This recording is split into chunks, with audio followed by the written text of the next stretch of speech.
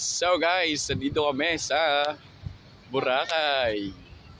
Yun yung kahabaan ng Boracay, guys. It's a very white sand. And it is proven and tested, guys. Kapag pumunta kayo dito sa Boracay, makikita nyo naman talaga, as in, finest sand maybe in the whole world. I haven't tried naman ng mga beaches. Beaches! Tignan nyo, guys. So, it's the water, Grabe. Sobra. Pinong-pino, guys.